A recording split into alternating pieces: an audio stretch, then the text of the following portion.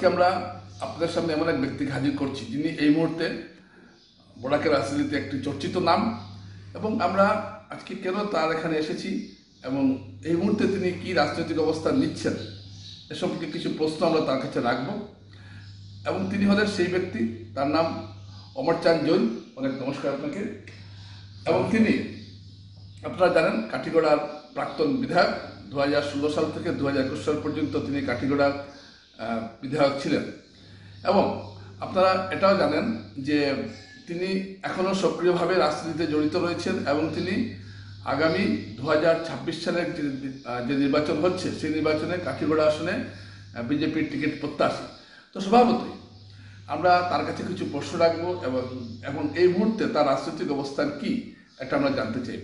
আচ্ছা, নমস্কার। আপনাকে অনেক নমস্কার। আচ্ছা, এই যে আপনি কি 2026 সালেও কি আপনি টিকিটের প্রত্যাশী হচ্ছেন, বিজেপি টিকিটের?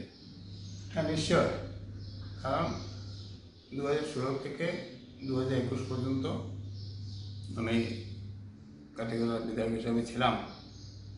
তারপর 2021-এ হেমন্ত দা এবং আমাদের সাংসদ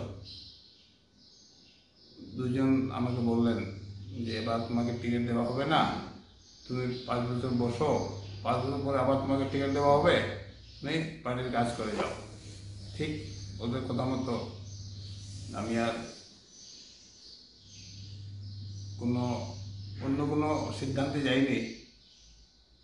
আমি আমার ওনাদের কথা মতো পার্টির কাজ করেছি 5 বছর, এবং আমার মনে মনে একটু বিশ্বাস রাখি যে হেমন্তদা কথা দিলে কথা খেলাপ করেন না।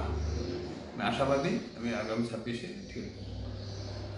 আচ্ছা, আপনি একজন পুরখাওয়া রাজনীতিবিদ, আপনি কিভাবে ভাবলেন যে 5 বছর আগে কেউ আপনাকে কথা দিয়েছে আজকে সেই কথা রাখা হবে? এতটা আপনি আত্মবিশ্বাস কিভাবে হয়ে গেলেন? যাদের নিজের উপর আত্মবিশ্বাস নেই তারা তো অন্যের উপর আত্মবিশ্বাস করতে পারবে না। আমার নিজের উপর আত্মবিশ্বাস আছে এবং আমার পার্টির উপরও আত্মবিশ্বাস আছে, সেগুলো আমি বিশ্বাসী আমি আগামী 26-এ ঠিক করব। আচ্ছা, আপনি আপনি কি ভাবেন যে 2016 সালে আপনার যে জনপ্রিয়তা ছিল কাঠিগড়া বিধানসভা এলাকায়, এবং এখন যে নতুন এলাকা সংযুক্ত হয়েছে, বদরপুর থেকে এসেছে, তো এই সমস্ত এলাকায় কি আপনি ভাবেন যে আপনার 2016 সালের যে জনপ্রিয়তা রয়েছে সেটা কি আপনার এখনো আছে? আমি আশা করি আপনারা সেসব অঞ্চলে গেলে বুঝতে পারবেন। আমার অনুমানে আগের চেয়ে অনেক অনেক বেশি জনপ্রিয়তা আছে। আপনারা যখন সব দিকে যান নিশ্চয়ই আপনারা বুঝতে পারবেন জনপ্রিয়তা আছে না নাই। আচ্ছা, সেটা হলো যে এই আপনি যে 5 বছর ছিলেন না, এই 5 বছরের মধ্যে অনেক কিছু পাল্টেছে, মানুষের মনোভাব পাল্টেছে। এই নতুনভাবে যে কাঠিগড়ার যে জনগণ, এদের সঙ্গে কি আপনার নিবিড় যোগাযোগ আছে? আমার কাছে তো ওরা নতুন নয়।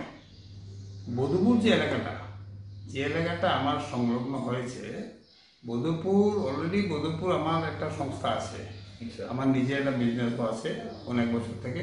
বধুপুর মানুষের সঙ্গে আমার আগে থেকে আমার পরিচয়, এবং আমার মামার বাড়ি বধুপুর ছিল, সেই সূত্রে ছোটোবেলা থেকে বধুপুর সঙ্গে একটা খুব ভালো একটা সম্পর্ক আছে।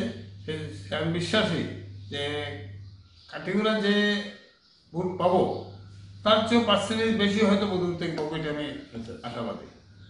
মানে অমরচাঁদ জৈন, মানে অমরচাঁদ জৈনের মামার বাড়ি ছিল বদরপুর, সেই সূত্রে বদরপুরের সঙ্গে তার একটা আত্মিক সম্পর্ক রয়েছে, এবং তার আশা যে বদরপুরেও যদি তিনি টিকিট পান বা নির্বাচনে প্রতিদ্বন্দ্বিতা করেন তাহলে তিনি কাঠিগড়া থেকে কাঠিগড়া যে ভালো ভোট পাবেন সেটুকুই ভালো ভোট পাবেন তিনি বদরপুরে, এটা তিনি বলছেন। আচ্ছা, একটা জিনিস আপনি ভালো করে জানেন যে আমরা দেখছি যে উত্তর করিমগঞ্জের বিধায়ক কমলাক্ষ দেবপুরকাস্ত কাঠিগড়া যে ছোটাছুটি করছেন, এবং তাকে আমরা দেখেছি যে মুখ্যমন্ত্রী কাঠিগড়া এলাকার যে উন্নয়নমূলক কাজের দায়িত্ব দিয়েছেন তিনি বন্টন করবেন। তো এর থেকে কি এবং কমলাক্ষ দেবপুরকাস্ত বিজেপি প্রার্থী হতে পারেন কাঠিগড়া, এবং কথা শোনা যাচ্ছে। তো এটা নিয়ে আপনি কি ভাবছেন? আমি ভাবছি, দেখেন, কাঠিগড়াতে বিজেপির কোনো প্রার্থী নেই। সেই সূত্রে হয়তো শুনেছি কমলাক্ষ বিজেপিতে জয়েন করবেন, সেই সূত্রে হয়তো ওনাকে কাঠিগড়া দেখাশোনার ভার দিতে পারে। কাঠিগড়া টিকিটের কথা কোনোদিনও মুখ্যমন্ত্রী বলে যে তুমি কাঠিগড়া যাবে, তোমাকে টিকিট দেবো, এ ধরনের কোনো কথা হয়নি। তাই আমি বিশ্বাসী যে উনি উনার জায়গাতেই বা অন্য কোনো জায়গায় টিকিট পাবেন, তো আমি কাঠিগড়া টিকিট পাবো, এটা আমি আত্মবিশ্বাসী। না তো এই যে উনি যে যাচ্ছেন বিভিন্ন জায়গায় বিভিন্ন অনুষ্ঠানে যোগ দিচ্ছেন, এতে কি আপনি একটু চিন্তিত নন বা দুশ্চিন্তায় পড়েছেন? চিন্তার কোনো কারণ বলে আমি মনে করি না। কারণ কাঠিগড়ার লোক, কাঠিগড়া যারা বিজেপির লোক আছে, এসব যারা শুনে, এরা কিন্তু কমলাক্ষর সাথে নয়, পুরো বিজেপি সমাজ। আজকের দিনে কাঠিগড়ার কোনো বিজেপির মানুষ কমলাক্ষর সঙ্গে নয়। ওনার সঙ্গে যারা আগে কংগ্রেসে ছিল, এখন বিজেপিতে যোগ দিয়েছে, 4-10-20 জন ছেলেরা আছে, মানবো আমি, কিন্তু বিজেপির কোনো লোক ওনার সঙ্গে নেই। বিজেপির কোনো লোক ওনার সঙ্গে আছে। আচ্ছা ধরুন কোনো কারণে মুখ্যমন্ত্রী বা রাজ্য প্রদেশ নেতৃত্ব কমলাক্ষরকে কাঠিগড়ায় দিয়ে দিল তখন থেকে, সেক্ষেত্রে আপনি কি করবেন? আজকে সে কথা বলা সম্ভব নয়, সময় আপনি বুঝে যাবে। সময় তাগিদ কাকে কি বলবে এটা বোঝা বড় মুশকিল। আপনি এখন কিছু বলতে চাইছেন না?